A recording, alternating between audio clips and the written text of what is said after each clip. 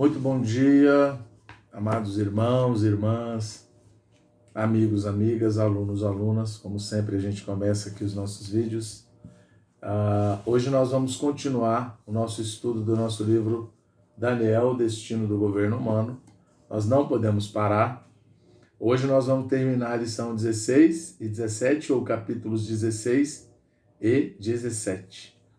Lembrar sempre a vocês que quem ainda não é inscrito aqui no canal, por favor, se inscreva e ajude a divulgar o canal. Não por causa de quem fala, mas por causa da palavra que é falada. Eu já disse a vocês que esse canal ele é uma possibilidade, né? Ele surgiu por causa das aulas, mas aí, graças a Deus por esse espaço, a gente pode usar também para falar da palavra de Deus. Que é a maior aula que a gente pode ter na nossa vida, do maior mestre que a gente pode ter, e de vários outros companheiros desse mestre que estão na Bíblia por todo lado. Um deles é Daniel.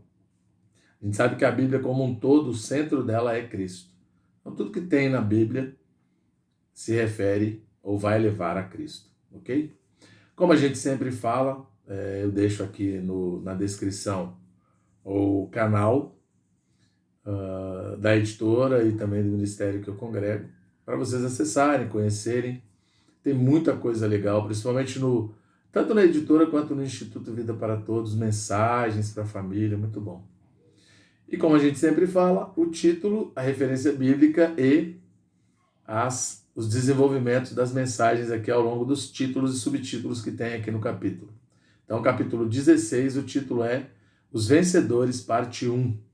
Lembrar que agora nós já estamos numa palavra adicional, né? Nós já terminamos até o capítulo 12 de Daniel, e agora nós estamos em palavras adicionais, falando de Apocalipse, né? Na última lição falamos de taça, trombeta, ai, né? Do selo, né? De tudo isso, tá certo?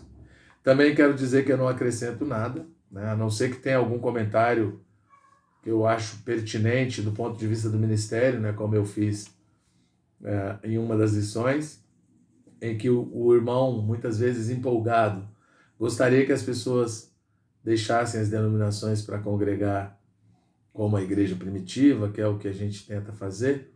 Ele descobre que cada um vai ficar no ministério que Deus o designou, né? E que essa palavra possa ser falada em todos os ministérios, porque a Bíblia diz que há diversidade de ministérios, né?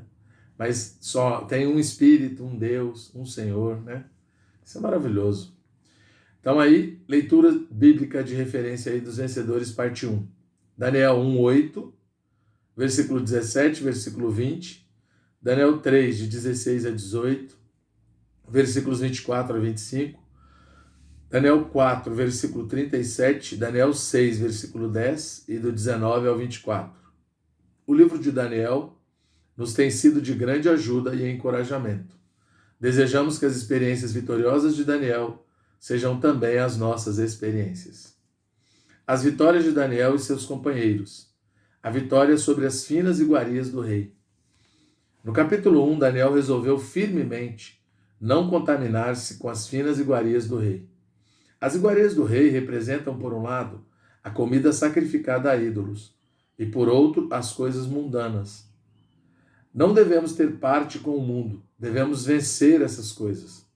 No que diz respeito à comida, não temos exigências. O que for colocado diante de nós, nós comemos. Às vezes temos abundância. Agradecemos ao Senhor por ela. Às vezes é só pão e água. Também agradecemos ao Senhor. Devemos ser como Paulo, vivendo contente em toda e qualquer situação. Filipenses 4, versículo 11. Tanto em fartura como em fome, tanto em abundância como em escassez. O problema das vestes. Não devemos vencer somente na questão da alimentação, como também na questão das nossas vestes. As vestes normais são dadas a nós por Deus. Mas se você quer vestir uma roupa mundana, isso já é algo demoníaco. Paulo disse que devemos vestir-nos decentemente. O que é vestir-se decentemente? Não é uma questão de usar saia ou calça comprida. Devemos ser normais entre as pessoas. Se todas estiverem usando vestido, e você é a única a vestir calça comprida, não fica muito bem. Você se torna alguém especial naquele meio. Mas Se todas estão usando calças e só você usa vestido, aí também fica inadequado. A nossa roupa, acima de tudo, deve ser um padrão de decência e descrição. E discrição, não descrição. De ser discreto, né? O mundo hoje oferece roupas da moda para chamar a atenção das pessoas. O maior problema está com as roupas das mulheres. Muitas usam roupas esquisitas a fim de chamar a atenção dos outros. Outras usam certas roupas para serem elogiadas. Isso tudo é produto da natureza pecaminosa. O problema da nossa concupiscência e vaidade. Tiago nos diz que cada um de nós é tentado pela sua própria cobiça. Temos concupiscências e por isso vêm as tentações. O problema das vestes está relacionado com a nossa vaidade. Por que quer que os outros olhem para você? Por que tem a necessidade de que alguém lhe diga que está bonita ou bonito? Isso é vaidade. Dessa concupiscência e vaidade resulta a fornicação. Devemos tomar muito cuidado. No lugar de clima frio, usamos roupas mais grossas. Mas não podemos ficar nus ou vestir pouca roupa no lugar de clima quente. Quanto mais você expuser seu corpo, mais incentiva o pecado. Devemos vencer essas coisas do mundo. Daniel e seus companheiros comeram legumes e beberam água. As suas aparências eram melhores que as dos outros que comeram as finas iguarias do rei. Tudo que Deus nos dá é o melhor, seja comida, seja roupa. Não precisamos buscar coisas especiais, coisas extras. Devemos vencer essa tentação. Os jovens devem estudar. Muitos hoje querem servir o Senhor na igreja, mas se não tratarmos a nossa carne, o nosso serviço gerará problemas. Há irmãos que ficam insatisfeitos na igreja e murmuram. Há irmãos que, ao serem tratados ou tratadas, vão de casa em casa fofocar, criticando. Nós que servimos devemos aprender as lições de vida. No nosso viver diário, muitas coisas acontecem para que aprendamos lições. Há jovens que não querem mais estudar, a fim de servir ao Senhor. Eu lhes digo que devem continuar seus estudos. Os seus estudos lhes farão experimentar muitas lições de vida com o Senhor. Vejam Daniel e seus 3 companheiros. Ora, a esses 4 jovens Deus deu o conhecimento e a inteligência em toda a cultura e sabedoria. Daniel 1,17. Eles tinham o conhecimento e a inteligência em toda a cultura e sabedoria. Por isso, devemos estudar bem e aprender bem as coisas. Além disso, a Daniel foi dada a inteligência de todas as visões e sonhos. Eles suportavam provas também. Vencido o tempo determinado, eles foram trazidos diante do rei. O rei os testou, e em toda a matéria de sabedoria e de inteligência, sobre o que o rei lhes fez perguntas. Os achou 10 vezes mais doutos do que todos os magos e encantadores que havia em todo o reino. Versículo 20. Portanto, não devemos ser vencedores somente na questão da alimentação ou do vestuário, mas devemos ser vencedores em todas as coisas. Daniel venceu sozinho? Daniel não venceu sozinho. Ele levou seus companheiros a serem vencedores com ele. E os seus companheiros encontraram em Daniel uma pessoa que podia ajudá-los sobre a idolatria. Satanás então incitou Nabucodonosor a erigir uma grande imagem de ouro para que todos a adorassem. Isso foi a artimanha de Satanás, que queria destruir os vencedores. No capítulo 2, eles já tentaram matar Daniel e seus companheiros, fazendo com que Nabucodonosor esquecesse o sonho e exigisse que os sábios do reino lhe contassem e interpretassem o sonho. Não havendo ninguém no reino capaz de fazê-lo, irou-se e quis matar todos os sábios. Na verdade, Satanás visava Daniel e seus companheiros, mas eles confiaram em Deus e oraram a ele. Deus então revelou o sonho a Daniel, que o interpretou diante do rei. Aqui no capítulo 3, os companheiros de Daniel se recusaram a adorar a imagem de ouro, mesmo sob a ameaça de serem lançados na fornalha ardente. Porque eles eram tão fortes? Porque viviam uma vida vitoriosa? Estavam sempre orando a Deus, sempre em comunhão com Deus. Por isso tinham fé para vencer essas coisas. Nós também devemos ter tal fé. Além de Deus, não devemos adorar a mais nada. Podemos amar nossos pais, mas eles não devem ser nossos ídolos. Às vezes as irmãs acham que seus maridos são as melhores pessoas do mundo, mas eles não devem ser seus ídolos. Alguns gostam das riquezas, mas elas não podem tornar-se seu ídolo. Mesmo na igreja, podemos respeitar certo irmão, mas não podemos torná-lo nosso ídolo.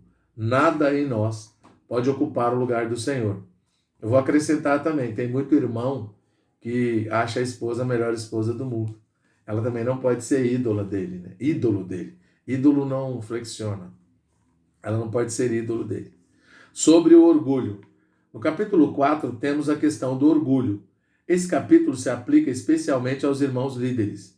Não é difícil os líderes caírem no erro cometido por Nabucodonosor. Todos temos em nós o problema do orgulho, da soberba. Desde que o homem comeu do fruto da árvore do conhecimento do bem e do mal, ele tornou-se orgulhoso. Devemos vencer o orgulho. Não devemos pensar que somos melhores que os outros. Jamais devemos pensar ou dizer: essa igreja fui eu que levantei. Essa obra fui eu que iniciei. Se o Senhor não o encarregasse disso, você nada poderia fazer. Você hoje está nessa posição não porque conseguiu galgá-la, mas porque o Senhor o colocou aí. Se você se orgulhar, Deus poderá deixar de usá-lo e levá-lo a pastar no campo, como aconteceu com Nabucodonosor. Precisamos estar cientes disso. Podemos começar humildemente, assim como Saul começou, mas depois de algumas experiências e êxitos, pensamos que podemos fazer tudo sozinhos e deixamos de depender do Senhor. Não devemos vangloriar-nos em nossas experiências passadas. Precisamos de experiências novas a cada dia.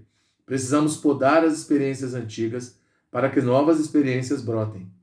Por fim, Nabucodonosor aprendeu a lição ao ser restaurado por Deus ao seu trono.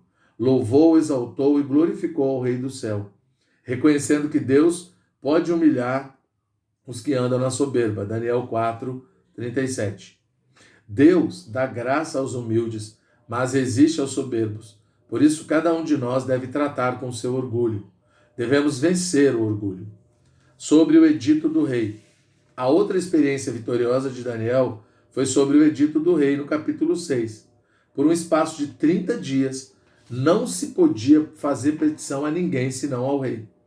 Os desobedientes seriam lançados na cova dos leões, mas Daniel continuou a orar a Deus 3 vezes ao dia, voltado para Jerusalém, como era seu costume. Muitos irmãos têm essa experiência.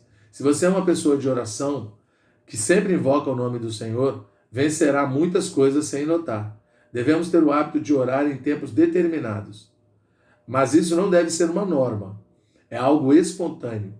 As irmãs com bebês podem dizer que lhes é difícil orar cedo de manhã porque o bebê sempre acorda primeiro.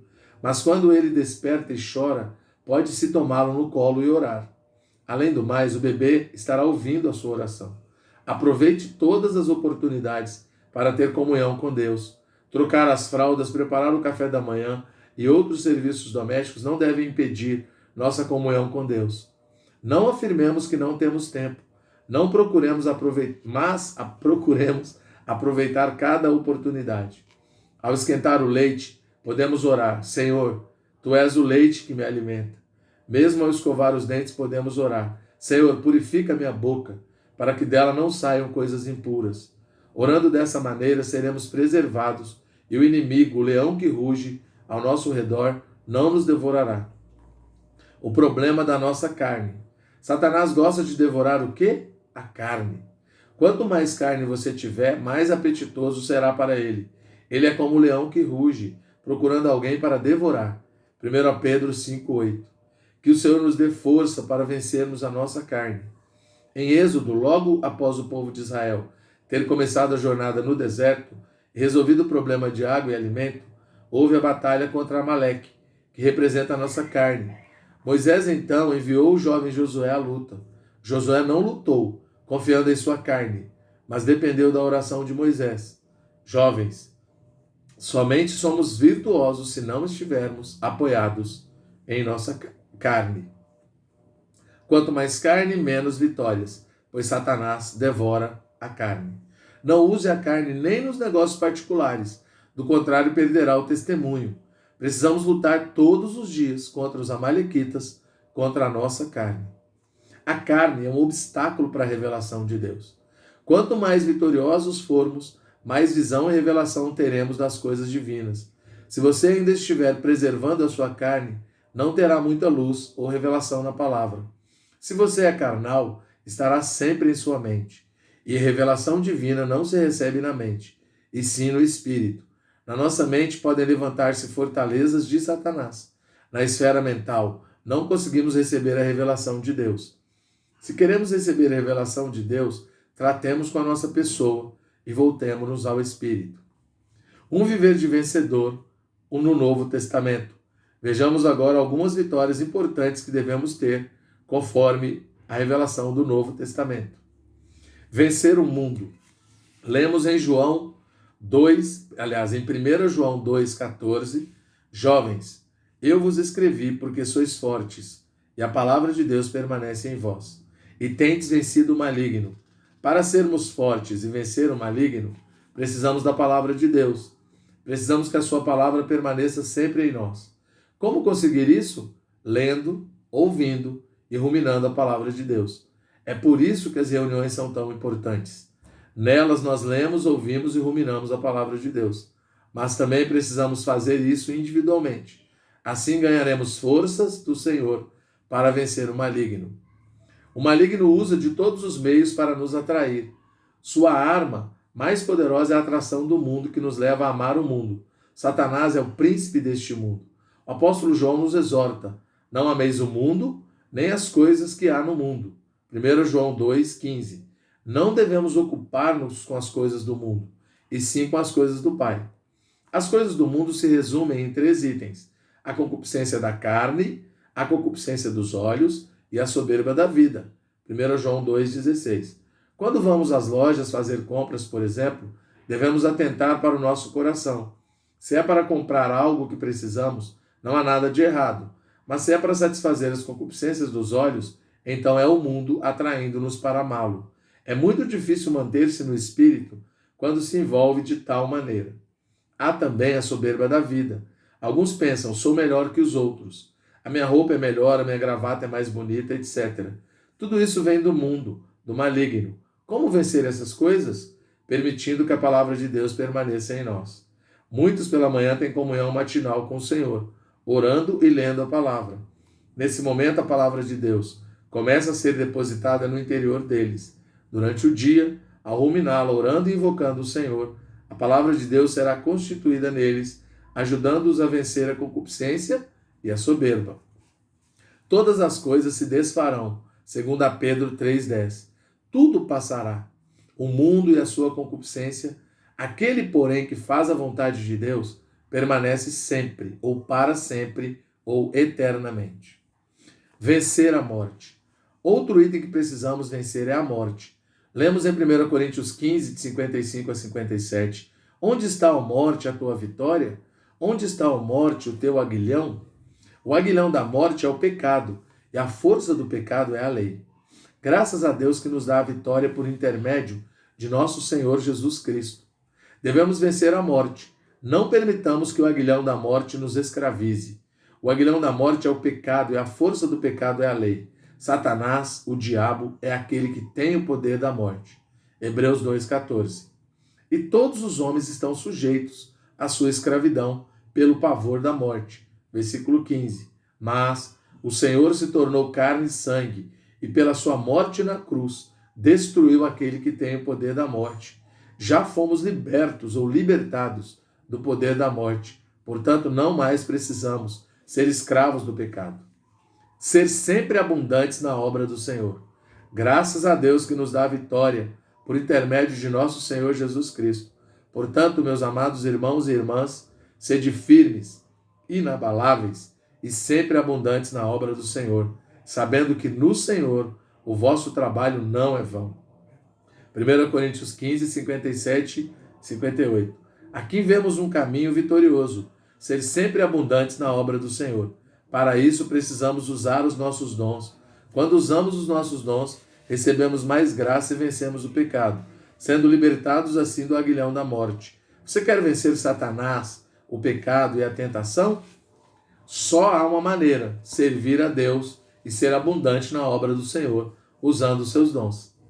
Somos mais do que vencedores por meio daquele que nos amou. Quando estamos unidos ao Senhor, nada consegue derrotar-nos. O Senhor Jesus é o grande vencedor e habita em nós. Portanto, por meio dele somos mais que vencedores. Romanos 8, 35 e 39 dizem, de 35 a 39 dizem, quem nos separará do amor de Cristo? Será tribulação, ou angústia, ou perseguição, ou fome, ou nudez, ou perigo, ou espada?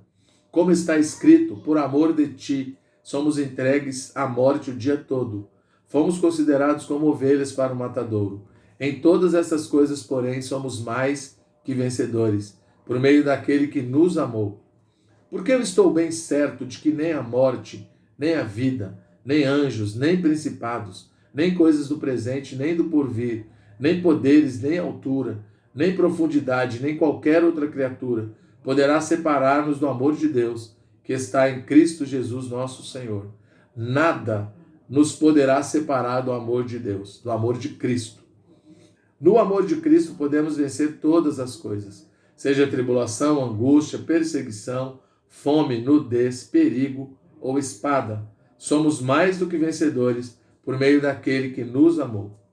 Na procissão triunfante de Cristo, em 2 Coríntios 2, 14 a 16, Paulo diz, graças, porém, a Deus que em Cristo nos conduz em triunfo, e por meio de nós manifesta em todo lugar a fragrância do seu conhecimento, porque nós somos para com Deus o bom perfume de Cristo, tanto nos que são salvos como nos que se perdem, para com este cheiro de morte para a morte, para com aqueles aroma de vida para a vida.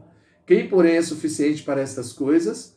Para sermos vencedores, precisamos estar na procissão triunfante de Cristo, sendo conduzidos por Ele em triunfo.